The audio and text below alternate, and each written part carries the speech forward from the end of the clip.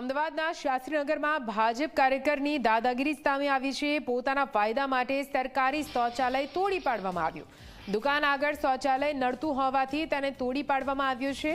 તંત્રને ધ્યાને આ વાત આવતા માત્ર 50,000નો દંડ ફટકારવામાં આવ્યો છે। રાજકીય વગ હોવાથી સીલ ન કરવામાં આવ્યું હોવાની ચર્ચા। એએમસીના સોલિડ વેસ્ટ વિભાગ સામે ઉઠી રહ્યા છે સવાલો।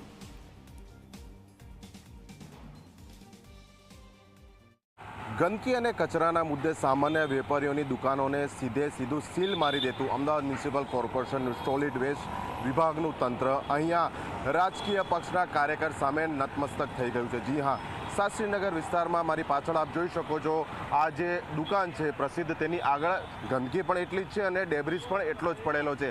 ચાયવાલે કરીને આ જે દુકાન છે તેના સંચાલક એક રાજકીય પક્ષના કાર્યકર છે અને 3 દિવસ પૂર્વે જ તંત્રની કોઈ પણ પ્રકારની મંજૂરી વગર અહીંયા જે મ્યુનિસિપલ કોર્પોરેશનની માલિકીનું જે શૌચાલય હતું તેને તોડી પાડ્યું હતું। જે બાદ આ અંગેની જાણ તંત્રને થતાં પ્રથમ તો તંત્ર સીલ મારવા માટે પહોંચ્યું હતું, પરંતુ રાજકીય ભલામણ બાદ આ સીલિંગની કાર્યવાહી મોકૂફ રાખવામાં આવી અને આખરે ફક્ત 50,000નો દંડ કરી આ કાર્યવાહી છોડી દેવામાં આવી છે। ત્યારે પ્રશ્ન એ છે કે સામાન્ય વેપારીઓને જો તેમની દુકાનની આગળ કચરો મળી આવે તો તુરંત સીલ મારી દેવાય છે। ત્યારે આજ સત્તાધારી પક્ષના કાર્યકરની જે દુકાન છે, યુવા મોરચાનો એક કાર્યકર હોવાનું સામે આવી રહ્યું છે, તો તેની સામે તંત્ર કેમ સીલિંગની કાર્યવાહી નથી કરતું? હાલ તો આ મામલે કોર્પોરેશનના તંત્ર અથવા તો શાસક પક્ષ કોઈ કશું પણ કહેવા તૈયાર નથી।